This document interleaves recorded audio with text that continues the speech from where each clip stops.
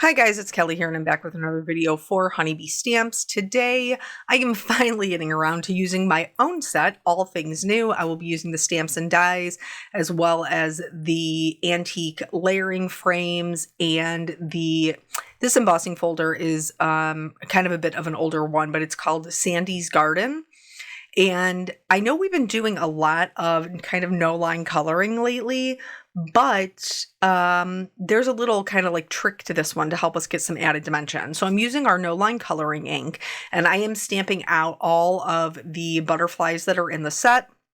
We have a lot of variety of sizes.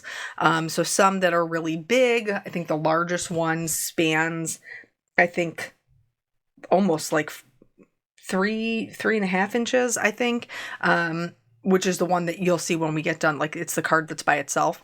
And then, we have some smaller ones that are maybe just like an inch or so.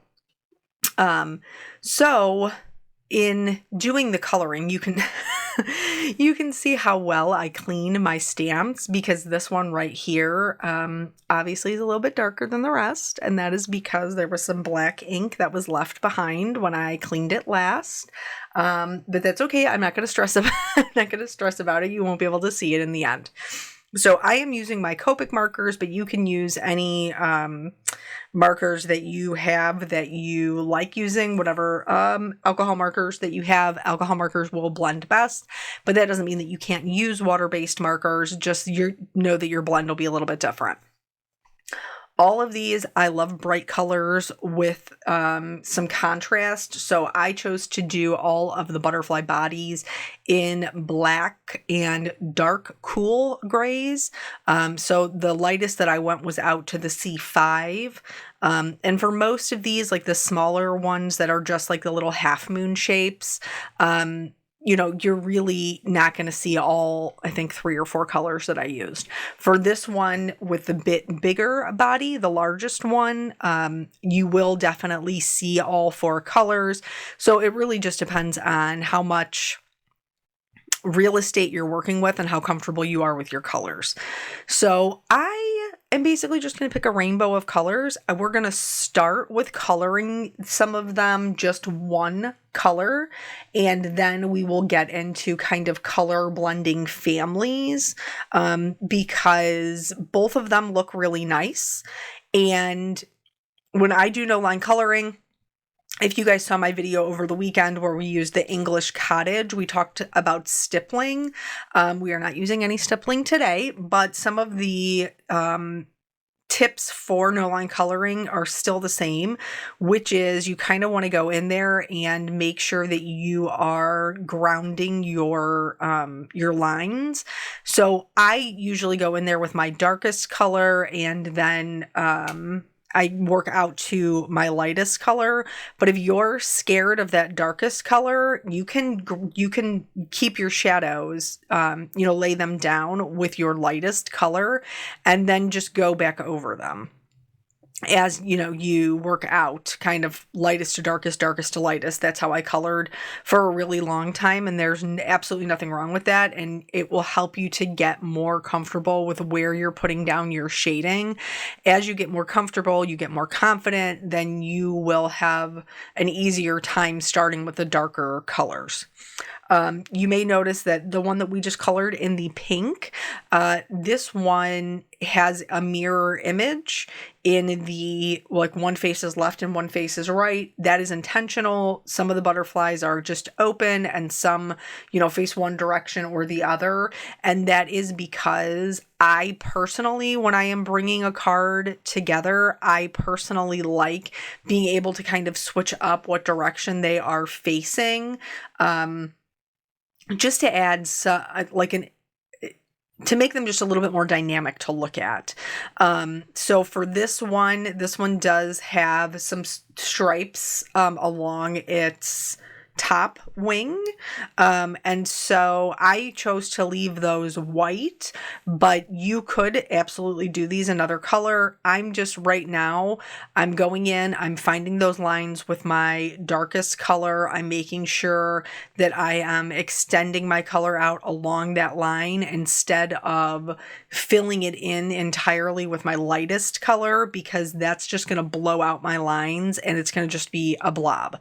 At least it will be for me. Maybe you might be a person who, can see where the shading needs to go even after you put the lightest color down. I am not one of those people. And so I have to make sure that I go in and trace out where my darkest shading is going to be so that I keep my lines intact. So yeah, so that's what we're doing with these. I did, color them for, what was that, the release party? Like I stamped them out and colored some of them for the release party.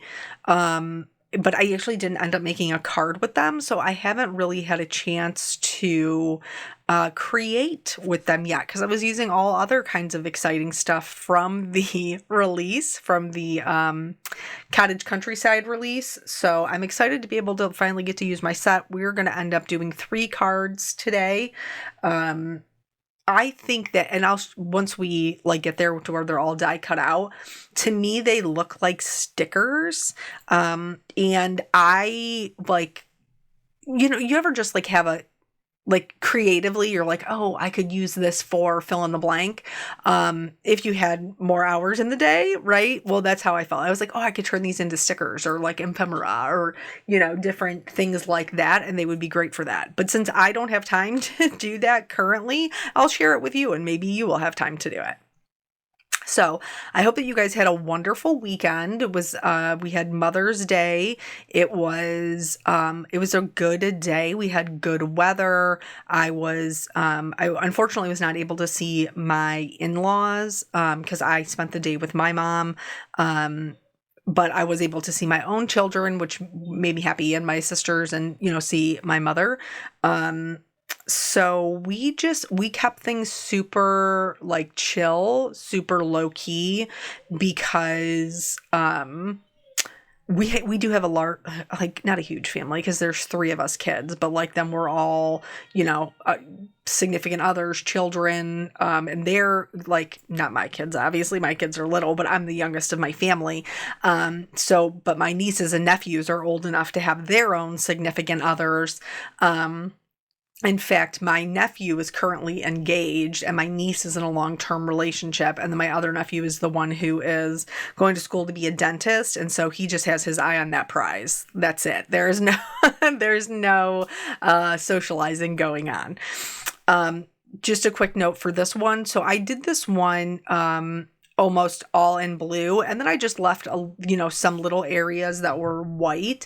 I'm sure you probably saw me with the pink and the purple. I do like to go back and add just a little bit of shading with the grays in the white areas, just to give them a little bit more dimension. I haven't forgot about that one. I just didn't do it at the time. I will come back to it. I will come back to it.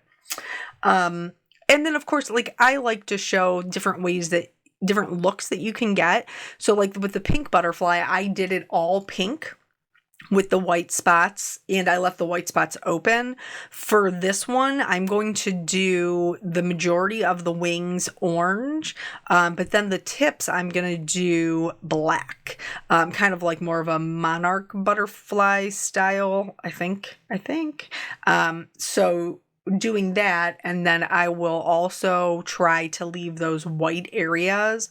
But please know that if you are a little bit heavy-handed with your color or it bleeds into those white areas, don't stress. Just use a white gel pen or a white paint pen to kind of put those dots back in there. You'll see as we get closer to the end that I definitely do that for almost all of the butterflies. I think I add little white details onto them, because it's just, you guys know, I enjoy details. So for Mother's Day, obviously we are in a little bit of a different situation with my mom being sick. So I just got her flowers for Mother's Day, had them delivered because it's something that she can kind of like enjoy now. And I know you guys have been sending cards, and that's amazing. And I appreciate that. They have started to, start rolling in. If you are a person who is like, I want to send a card, but I haven't gotten around to it yet, my mom does love carnations and sweetheart roses. Those are two of her favorites. And she also loves lilacs and lavender. Obviously, I know I haven't shared the full story, and it's because it's not really my story to share. But, Honeybee very generously, named my stamp set from a few releases ago, Nancy's lilac bouquet, because my mother's name is Nancy. So now I'm sure that most of you have put, 2 and 2 together to get 4, that clearly there has been something going on for quite some time. And my friends at Honeybee have been aware of that. So we're just trying our best to keep a grateful heart and, work through it the best that we can.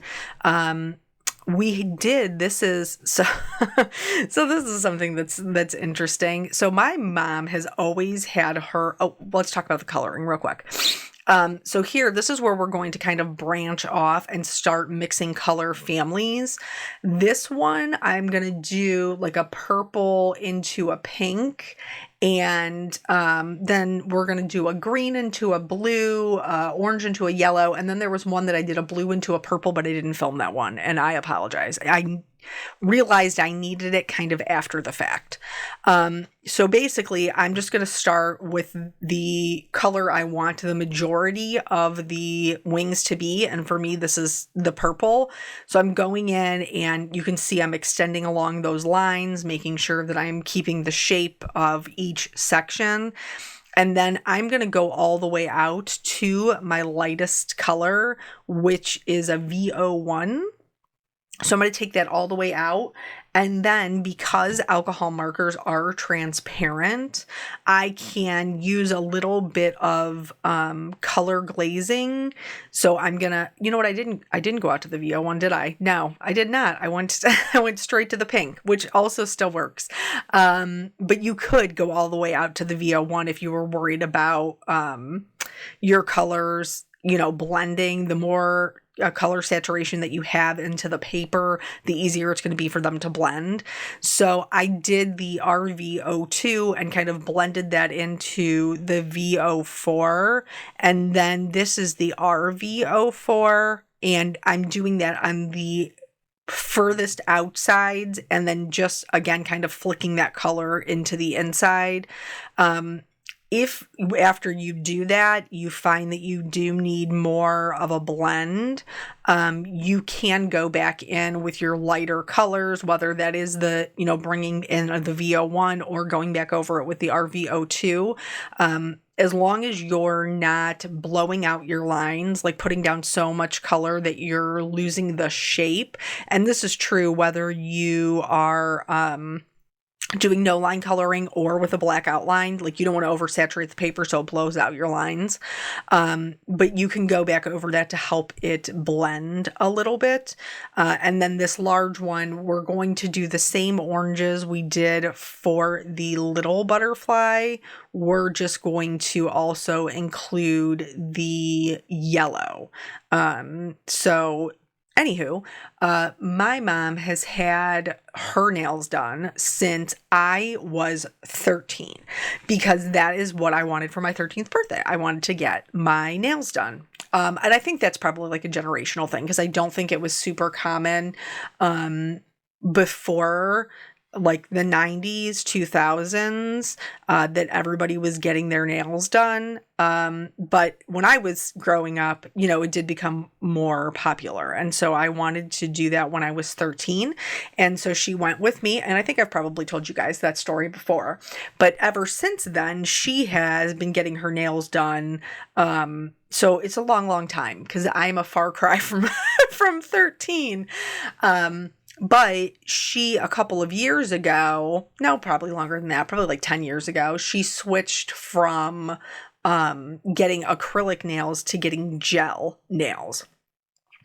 And so she's had those for years. Well, during the time that she was in the hospital and the time that she has been home, obviously she is not getting her nails done, but her nails are continuing to grow.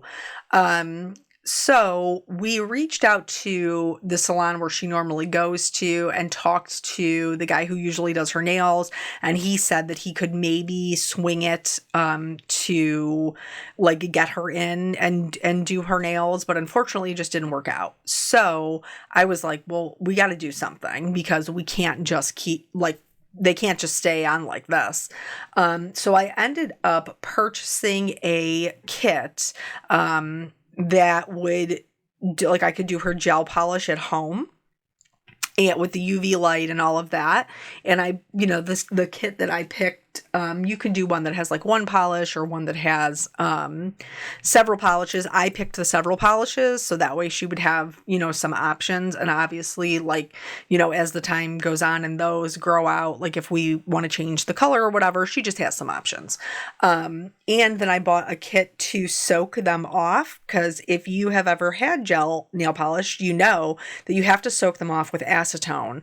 Now, the place that I went to a long time ago, like when I did, what were they? The dip nails. Dawn talked me into, that's right. When Dawn and I were together and we went to St. Augustine, she talked me into the dip nails. And that I think is the last time I've had them that I had to soak them off. But you basically, you have to saturate like a cotton ball or a cotton pad with acetone, and then they put it on your nail, they wrap it in foil, and then you have to sit there and wait for it pretty much to dissolve the gel. Or you can rest your hand inside a bowl of acetone and wait for it to dissolve the gel. Or you can go to a place where they Dremel them off. Like they use the Dremel that they use for acrylic nails and just kind of, file everything off. So I'm like, okay, I'll get the soak off kit. It has all the things. It has like little caps in there and stuff. So I do that. We start this process at like 4:00. At like 4:00. So I you have to file them to like kind of break through the initial top coat, and then you saturate the pad. Well, in this case, they had a pad that was glued into the foil. So you saturated that pad and then you wouldn't have to mess around with it. You just would put it on there and then wrap it around and then put the cap on it. So we did that. And then like you have to wait 10 or 15 minutes and then they give you like kind of like an orange wood stick to like start scraping off as it's melting, as it's deteriorating. You kind of like scrape it off. And guess what? It did not work that well. It did not work. So I was like, okay, so like, we'll just have to keep soaking them and scraping them. It's just going to be a process. But in the meantime, I had to go pick up Jelly Bean. So I like left my sisters were like, we can handle it. We're just going to soak and scrape. Like we got it. And so, I went to go get Jelly Bean and then I brought her back to my house and waited for my wonderful husband to get home from work. Once he did, then I went back down to my parents and, I get there and I'm like, whoa. What's going on here, ladies? So my middle sister apparently went to the dollar store to buy some like soak off. Like it came with about all the acetone, but not enough to like soak it in there. So she went and bought like this acetone soak off stuff. And then she also bought like a Dremel, like the dollar store had a nail Dremel. So now we're soaking and Dremeling and filing and like we are just trying anything that we can outside of just like ripping it off of her fingernail. All right, we have to go back to the card. So here is the tool that you need that you can bring to the table to add instant dimension to any sort of coloring. Okay, and it is your black colored pencil. I am using my Prismacolor pencils. So you do want to make sure that you have a good colored pencil, and it's very sharp because we want to make sure that we're getting kind of in like just the nooks and crannies. But all you're going to do is go in and put it into the darkest parts. I'm not putting down a ton of pressure. Your hand should not be hurting after you're done coloring. And I'm just getting it, like I said, it's very sharp. So we're just getting into that little areas where we want it to be the darkest. And then we're extending it out. Now, if you are like me and you're maybe get a little ahead of yourself and get a little heavy handed, like I did here with the pink one, if you do that and you don't like the way that it looks, you feel like it needs to be a bit blended more, you can bring in a similar color and go over top of that black, and it will help to kind of blend that out. But for the most part, I don't do that. I think the only other one I had to do this for was the orange, because I just got a little overzealous with the black. But in doing this, and I do like what just happened there was I had to stop so that I can sharpen it. But in doing this, you can already see like it adds a ton of dimension and a ton of shadows. This is also a really helpful trick if you have a limited amount of markers, or if you're afraid of your darker colors. You can go in there with a black colored pencil and kind of bolster up those shadows, and it will help create the contrast that's maybe a little bit less scary. Yeah, see here the orange one is, I went back in with this one and just kind of blended that out. But I will tell you that you have to wait until you are done with the coloring before you go in with the colored pencils. Like, you need to be done with your markers, because they're a wax, like the colored pencils are wax based, and so it will resist the ink if you try to go back over the colored pencil. So really be sure that you're done with your markers before you're going in there with the colored pencil, because it's kind of like once you go in with that, you can't go back. So anyway, I used both the black and the white, because you can add some really nice highlights with a white colored pencil, but in order to get the dimension, the black is really kind of where it's at. What is his name? Hold on, I'll think of it. Alberto Gava. His coloring is amazing. I don't think he does videos. I think he's only on Instagram, and I just adore him. His coloring is fantastic. But this is like his little trick that he always does, is going in with that colored pencil, and just really getting it like deep and dark in there. This is also super helpful for their antennas, because then, you don't have to worry about them becoming too large, because you have that nice sharp tip. So then from here, this is the white colored pencil. Again, this isn't necessarily something that you have to do, but I do like to add some highlights. If you want a softer highlight, you would stick just with the white colored pencil. If you want something that's a little bit bolder, which usually I do, that's why I bring in the white gel pen, which you'll see here in just a little bit after I'm done doing all of the things with the white colored pencil. So anyway, between all three of us working on her fingernails, like trying to get the gel off, the gel that she had on there, I was not done with that. I'm not even kidding you, until like 9 o'clock. It took like 4.5, 5 hours to even get us to the point where we were able to do the rest of her manicure, which, by the way, went super fast and was really easy. So that part was great. So once we got that all off, I trimmed them. Because she was also like, anytime she would scratch herself, she has such thin skin, she would be leaving like little marks. Here, just something to show you with the white gel pen, like you don't have to have any white dots there to follow. You can absolutely add them in if you feel like it's going to add some detail and enhance your design. Then from there, I'm going to do my die cutting. I used the largest layer for the antique layering frame, and then the mid-tone one, as well as all of the butterflies matching dies. And then the other thing that we did, this piece is cut slightly smaller than an A2 size. It is a 5.25 by 4, I think. Nah, it might not even be that. It might be a little bit larger than that, because I think it was just 1/8 of an inch. But so these, I like the texture that these are bringing, but they did need a little bit of something.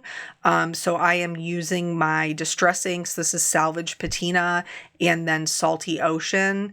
And I am just giving myself a little bit of color in the background.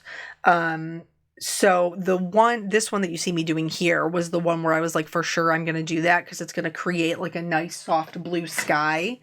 And then the other ones, I really just was adding, some color and some interest so that they weren't just like plain black and white panels. I did speed this up quite a bit, because it's like the same colors. It's the ink blending of the same colors. So anyway, once we got her nail polish off, then like I trimmed them, filed them, everything else to make sure like when she was itching them that she, itching, her head or her neck or whatever, like she wasn't scratching herself. And then my other two sisters tried out all the nail polish colors, because since they're gel, they don't set until you put them in the UV light, which really is the way to go. Like if you ever find yourself in this situation, would highly recommend the gel set UV light. So we did, we showed her all the colors. There was a couple of pinks, couple of purples. She ended up going with one that was more of like a coral color, which was great. And then like you do, they have a peel off base coat, so hopefully we won't have to soak them off the next time. So we have the peel off base coat. I did put down. I am very, very intrigued to see how that works for us going forward, because if the peel off base coat works, like I would maybe even entertain using them for like formal occasions or going on vacation. Here, what I'm doing is I'm just going to spatter on some clean water, and then I am also going to spatter on some Perfect Pearls. And this is just to add some shine and some interest into those backgrounds. If you don't have Perfect Pearls, you could just do plain water, since it's Distress ink and it'll react with water. For all of my sentiments, they're all from this same set, and I did stamp them all, treated with our anti-static tool, and then stamped in the Brilliant White pigment ink. Why couldn't I think of that? Brilliant White pigment ink for all of these onto the black, and then used a white detail embossing powder. So anyway, you put on the peel off base coat or a regular base coat. They do have both included in the kit.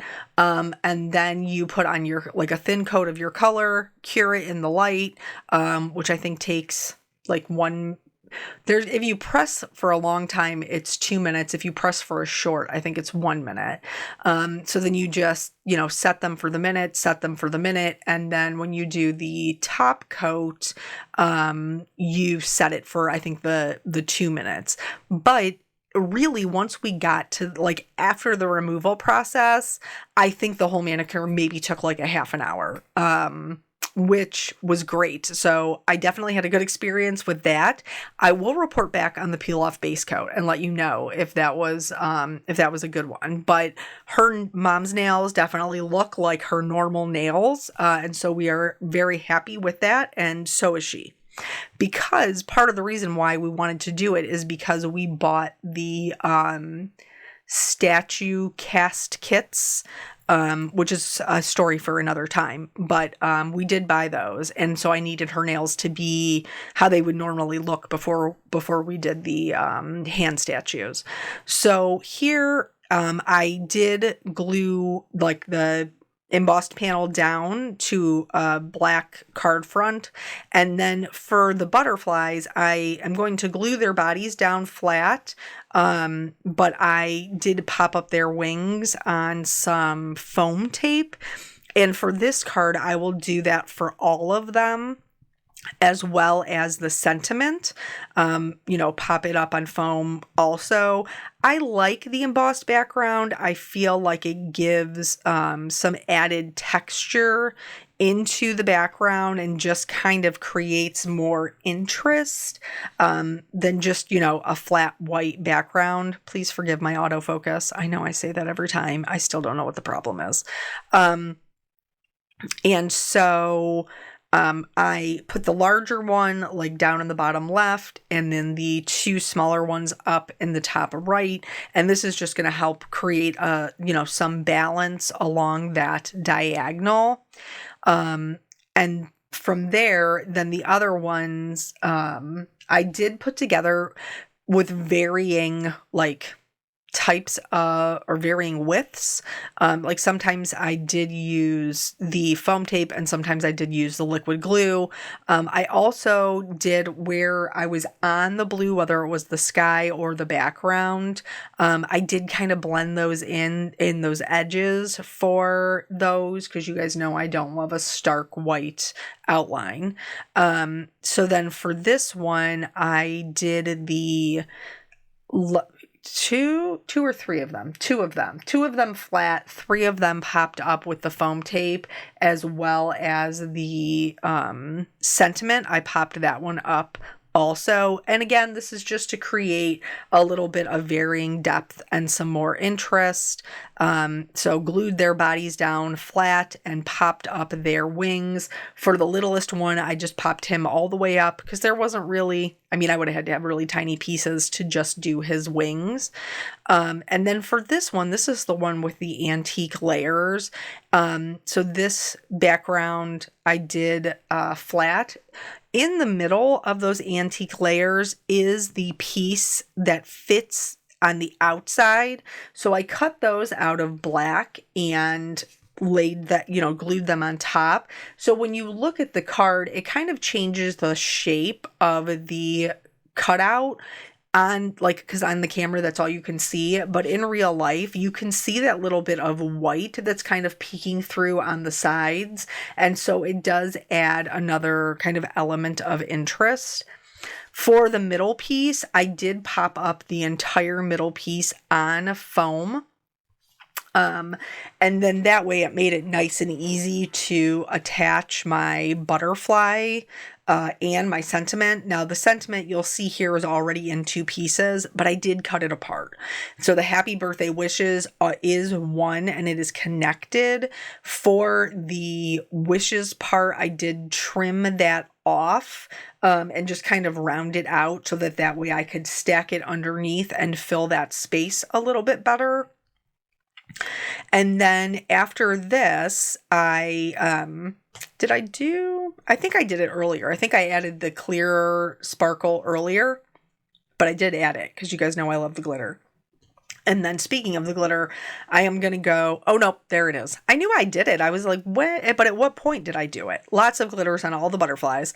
And then I also did the rhinestone, rainbow rhinestones.